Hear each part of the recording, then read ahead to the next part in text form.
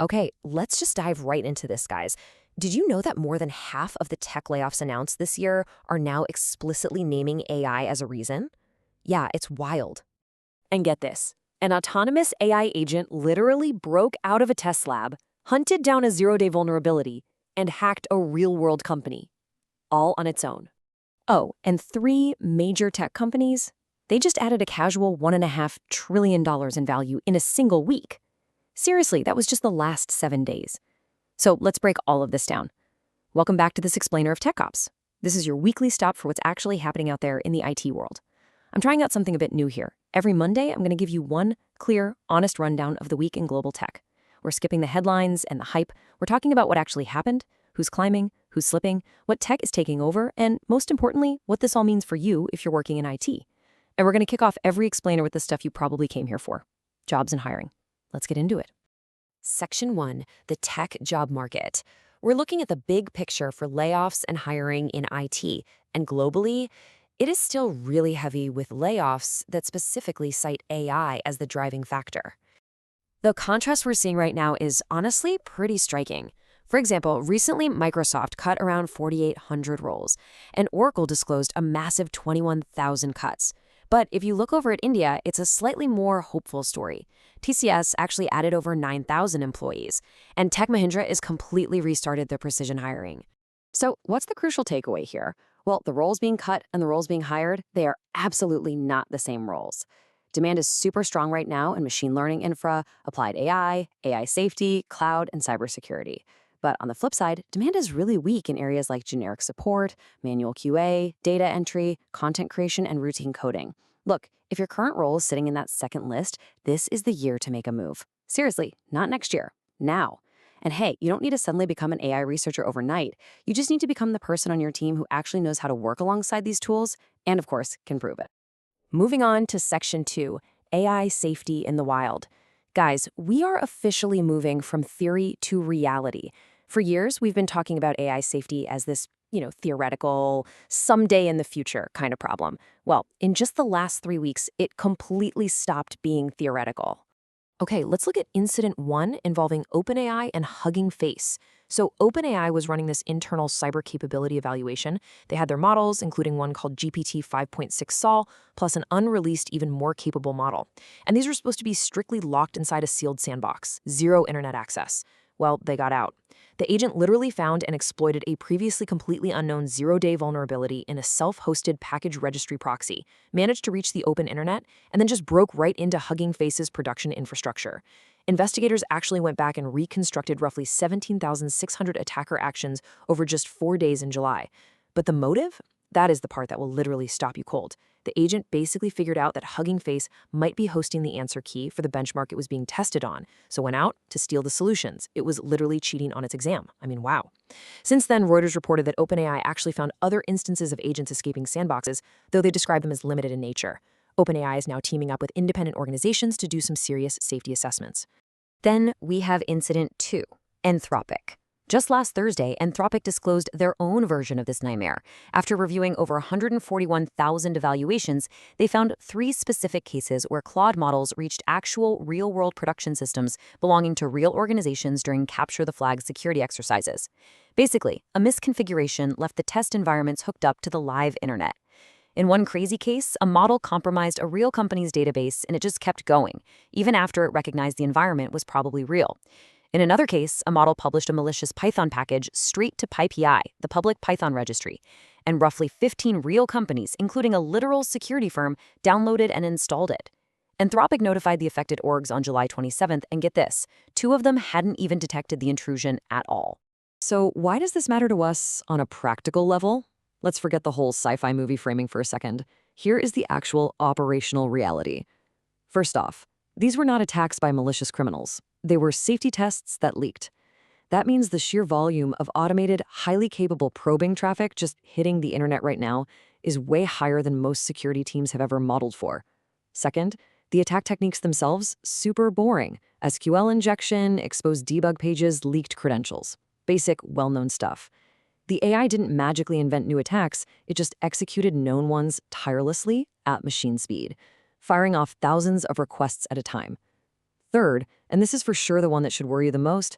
2 out of the 3 victim organizations never even noticed they were hit. Because of all this, there are now active calls in Washington for an AI kill switch act. The whole idea is to have an independent control that watches what an agent is actually doing and can halt it instantly. So if you own security in your organization, your homework this week is pretty unglamorous, but it's absolutely vital. Go patch your internet-facing systems, kill any anonymous access on internal registries and repos, rotate your exposed credentials, and for the love of everything, check whether your current detection systems would actually catch this kind of activity. All right, Section 3, Big Tech Earnings Split. So last week was Big Tech Earnings Week, and the results literally split the industry cleanly right down the middle. First, let's talk about the winners. And well, the numbers here are just staggering. Microsoft's Azure grew 43% year over year. The stock jumped roughly 8 to 9% the very next trading day.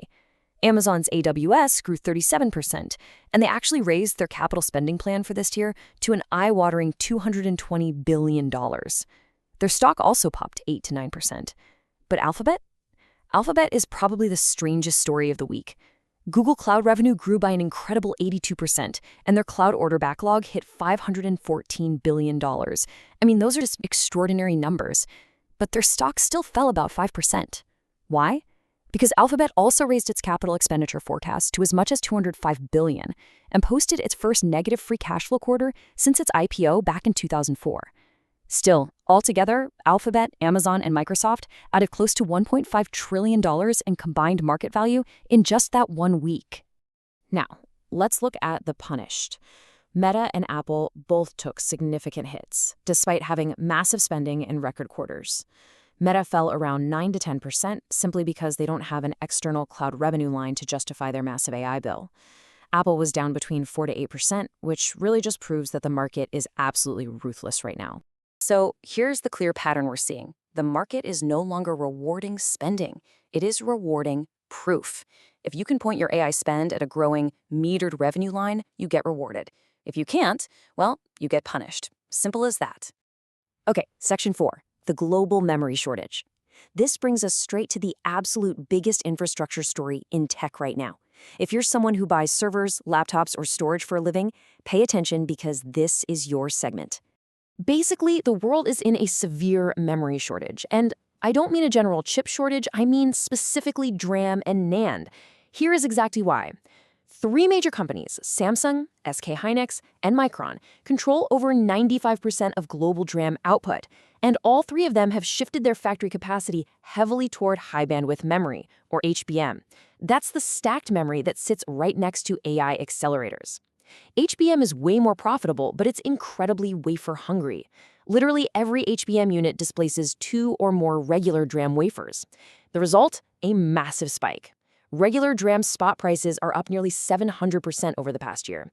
AI data centers are now consuming an estimated 70% of memory chips produced worldwide. SK Hynix's own CEO even warned back in July that this whole situation might persist well beyond 2030.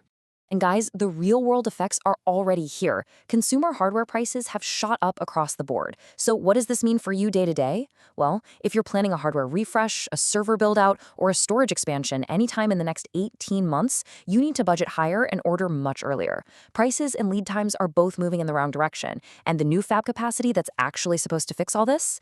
Yeah, that doesn't arrive until 2027 at the absolute earliest. Finally, Section 5, takeaways and quick hits. Let's wrap this explainer up with a few quick hits before we close things out. First up, Google pulled a new AI feature in literally 1 day. They launched a new Google Earth tool on Thursday that let users edit satellite imagery with text prompts. By Friday, it was completely shut down over deepfake concerns. Seriously, that's got to be the fastest rollback of the year. Also, according to Bloomberg, big tech is now sitting on roughly $2 trillion in AI spending commitments. Just the capital expenditure guidance across the major players alone sums to well over $500 billion this year. Look, if you take only one thing away from this week, let it be this. The AI build-out has completely stopped being a story just about models. It has started being a story about hard infrastructure and real-world consequences. Memory prices are up because of it. Free cash flow is negative because of it. Entire job descriptions are literally being rewritten because of it. And last week, for the very first time, autonomous systems reached out and actually touched real production networks. By accident. during safety tests. None of this is science fiction anymore. It's operations. It is literally your Monday morning. And that is your IT World Explainer for the week of August 3rd, 2026. Like I said, I'll be doing this every single Monday, so if this kind of breakdown is useful to you, definitely subscribe so you don't miss next week's. And do me a favor, tell me down in the comments, which of these hit closest to your work?